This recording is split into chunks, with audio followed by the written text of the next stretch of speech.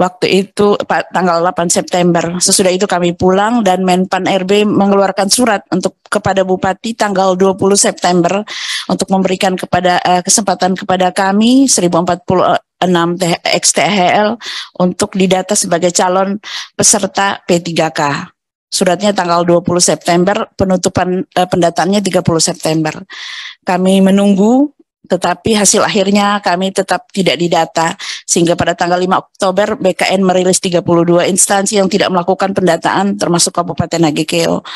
Kami sejujurnya sangat kecewa ya Bapak, karena kami mengabdi sekian lama, kami tidak bekerja selama 4 tahun, bukan karena keinginan kami, tetapi karena Pemda tidak menerapkan amanat PP 49 tahun 2018 terutama pasal 99 ayat 1. Jadi kami meskipun pendataan sudah tutup, saya tetap datang mewakili teman-teman saya. Saya berharap ada jalan buat kami karena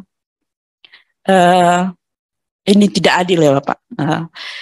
Karena sesudah kami tidak dipekerjakan kembali, Bupati merekrut ratusan tenaga baru dengan skema pembayaran barang dan jasa.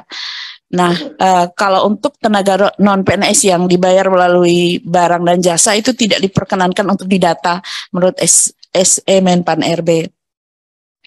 Jadi kami berharap meskipun ada waktu pendataan sudah lewat, kami berharap masih ada kesempatan untuk kami 1046 ini adalah anak-anak Indonesia. 1 menit lagi Bu ya. Siap, yang harusnya mendapatkan perlakuan yang sama dengan teman-teman saya pegawai non-PNS di daerah lainnya. Saya Muhammad Saiful Anam sebagai Ketua Tendik Nasional PT KNI. Ternyata sampai dengan sekarang yang mendapatkan regulasi masih hanya sebatas guru dan kami tertinggal, kami ditinggalkan. Kami tidak mendapatkan satu regulasi sampai sekarang. Padahal kami juga sudah mengabdi di dunia pendidikan yang fungsi dari tenaga kependidikan itu tidak kalah pentingnya untuk melaksanakan kegiatan pendidikan di sekolah-sekolah itu bisa berjalan. Karena tanpa adanya tenaga kependidikan, apalagi dengan pekerjaan manajemen yang model sekarang tidak akan bisa berjalan. Di dalamnya kami ada tenaga operator sekolah yang salah satu pekerjaannya adalah inputting data siswa dan juga kemudian apabila operator ini tidak menginput kemudian data siswa dan juga data guru, guru juga tidak bisa mendapatkan sertifikasi. Yang itu kalau sampai kami lalai dari tenaga operator sekolah ini lalai atau kelewat saja, maka sertifikasi tidak bisa cair. Yang itu kami yang selalu disalahkan. Yang kemudian untuk berjalannya pendidikan di pembelajaran itu pun kami juga ada tenaga administrasi sekolah. Tenaga administrasi sekolah juga sudah menyiapkan apapun yang dibutuhkan oleh siswa. Di dalamnya kami ada tenaga perpustakaan, maaf bukan pustakawan tetapi tenaga perpustakaan. Ada juga laboran, ada kemudian tenaga kebersihan masuk juga di dalamnya. Yang tanpa ada tenaga kebersihan saya yakin tidak bisa berjalan dengan baik di sekolah tersebut. Dan juga ada tenaga penjaga sekolah. Karena aset sekolah juga harus diamankan dari orang-orang yang tidak bertanggung jawab. Kan seperti itu. Selanjutnya Bapak, kami dari awal kami juga sudah menyampaikan ke berbagai pejabat yang menurut kami bisa memberikan satu solusi untuk kami bisa di ASN-kan, bahasanya mungkin seperti itu. Jadi singkatnya Bapak, kami mohon di tahun ini, maksimalnya mungkin tahun 2023, harus ada regulasi formasi untuk tenaga kependidikan yang di dalamnya adalah operator, tenaga administrasi sekolah, ada yang namanya penjaga, petugas kebersihan, di mana sudah disebutkan oleh kawan teman seperjuangan kami Pak Saiful Anam juga Pak Nanang. Harapan kami dari seluruh tenaga administrasi sekolah dan teknik se-Indonesia meminta bahwa semua aset sekolah itu perlu diamankan, perlu dikerjakan, perlu diolah, dan itu ada di tenaga kependidikan yang ada di sekolah-sekolah, Bapak. Itu tidak akan bisa dikerjakan oleh guru. Tidak mungkin guru suruh jadi satpam menyeberangkan siswa dari seberang jalan masuk ke sekolah. Nggak mungkin guru mengajar sambil suruh menuangkan cangkir minuman untuk para pegawainya. Tidak mungkin disuruh mengerjakan tenaga administrasi yang harusnya bekerja melayani guru dikerjakan oleh guru itu sendiri. Bahkan seperti yang sudah disampaikan Pak Saiful Anam tadi, sertifikasi yang diterima Bapak Ibu guru pun itu hasil daripada olahan dari tenaga kependidikan, khususnya operator. Aspirasi yang disampaikan teman-teman ini semua meluluhkan ya hati kita semua ya. Ini kita sangat prihatin ya. Orang yang sudah berbakti dari mulai berdirinya Kabupaten Nagekeo begitu saja dihapus begitu saja tanpa jejak, sementara diangkat yang baru lebih dari separuhnya. Demikian juga tenaga-tenaga honorer swasta ini kok sepertinya diabaikan saja. Teman-teman yang dari Solok tadi sudah bercerita, 700-an orang atau berapa tadi yang disampaikan itu tidak diproses ya, tidak diberikan akses ya. Apalagi tenaga kependidikan, persis yang disampaikan oleh Budian bahwa tanpa bapak-bapak nggak mungkin proses belajar mengajar itu berjalan lancar, tidak mungkin. Dan bapak ibu guru yang bapak-bapak urus semua proses administrasi daripada sertifikasi dan seterusnya itu, mereka tidak akan bisa lolos mendapatkan sertifikasi sehingga mendapatkan remunerasi yang lebih baik tanpa hasil karya atau jeripaya dari kawan-kawan semua. Tetapi kok ini seolah dianggap tidak ada oleh pemerintah, bahkan dianggap mau dibikin sebagai outsourcing.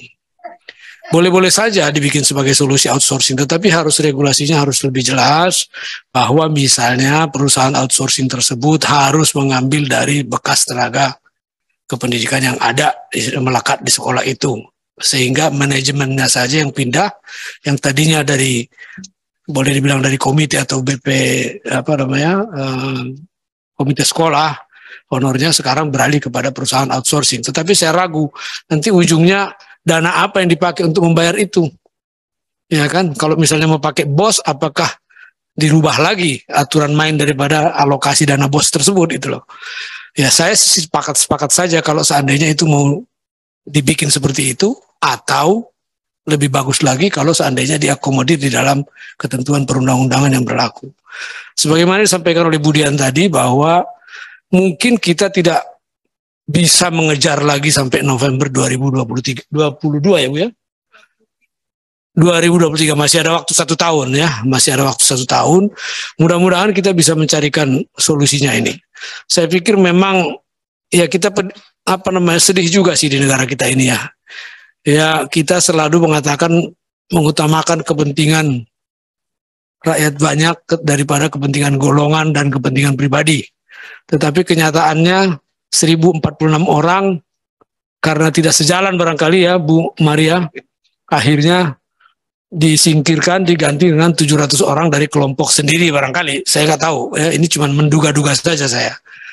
Mudah-mudahan bukan itu alasannya, tetapi mungkin alasan kompetensi. Tetapi harusnya kalaupun alasan kompetensi harusnya ada kompetisi. Jadi artinya diberi kesempatan kepada 1046 orang tersebut untuk berkompetisi. Tetapi kalau nggak diberikan kesempatan itu kan benar-benar ketidakadilan. Ya. Kadang-kadang saya juga nggak habis pikir terus terang dengan di mana sih empati berbangsa dan bernegara ini dari kawan-kawan ini gitu loh.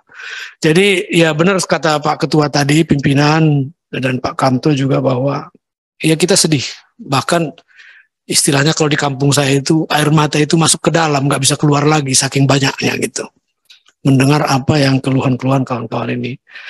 Jadi ya kita akan mendorong, ya kita akan upayakan bagaimana supaya aspirasi ini tersampaikan dengan baik. Nanti pada saat dengan instansi terkait kita akan upayakan. Kalau bisa undang-undangnya masih bisa diperbaiki atau mungkin ada diskresi, ya itu yang akan kita upayakan. Memang ada ketidakjelasan dalam bab pembiayaan P3K, ya.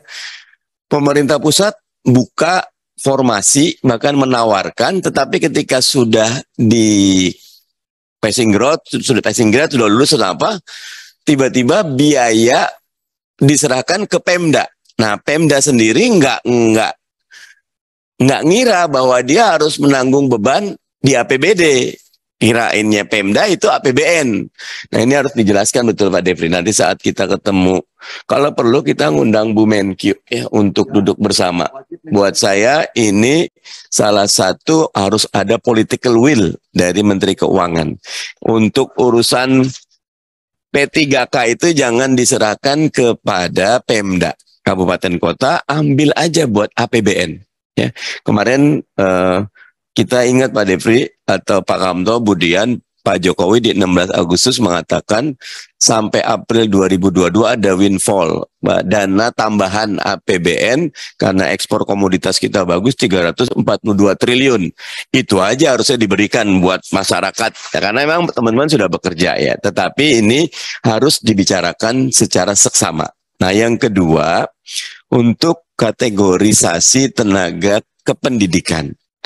Termasuk nyun sewu tenaga administrasi ya. Sekarang kan ada keinginan meminimalisir. Buat saya rasionya tetap harus ada. Nah, nanti mungkin kita di Menpan, Pak Devri, Pak Ongko, kemudian kita perjuangkan biar ada kategorisasinya. Karena kalau nggak ada pintunya, ya nggak bisa masuk gitu loh. Harus masuk gitu loh. Kalau perlu ada kategorisasi umum. Artinya semua nggak masuk, masukin ke situ dulu. Karena yang teman-teman perjuangan tidak ada yang melanggar hukum. Justru yang teman-teman perjuangkan ingin melaksanakan kewajiban negara. Kalau di undang-undang kan 4 kewajiban negara. Melindungi segenap tanah tumpah darah dan seluruh penduduk warga Indonesia. Melindungi segenap bangsa dan seluruh tanah tumpah darah Indonesia. Mengajukan kesejahteraan, mencerdaskan, ikut serta. Itu kan segenap pemuda NKK berapa tadi? 1000-an. Jangankan 1.000. Jangankan 1.001 aja harus diperjuangkan gitu loh. Nah, satu lagi terakhir untuk yang forum pendidik tenaga honorer K2 kita yang September 2015, kalau ini harus betul-betul karena roadmapnya sudah ada. Ini tinggal political will saja. Betul. Karena seluruh K1 udah selesai. Betul, Pak. Yang utang kita ke K2. Jadi betul. Kesepakatannya terima kasih, Pak. Zaman dulu seluruh K1 K2 diangkat. Nah, K1 selesai, K2 juga sebagian besar sudah selesai. Yeah. Ini yang sisa K2 dan haknya mereka untuk diperjuangkan. Terima kasih. Itu dari saya. Ya. Saya mewakili teman-teman dari Sumatera Barat. Tadinya berharap rapat ini dihadiri oleh Pak Ketua Komisi 2. Karena tadi seperti tadi yang disampaikan, kita meminta juga jalur khusus, Pak kan. Nah, salah satu jalur khusus di Solok Selatan itu adalah saya rasa dengan Pak Doli Kurnia.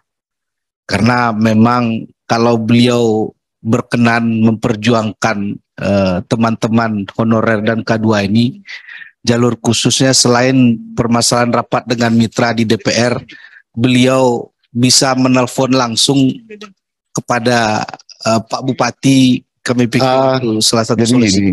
Nanti ketemu telepon aja Pak Doli. Ya, kalau di sini kita kan nggak elok. Ya Pak ya. Siap, Pak.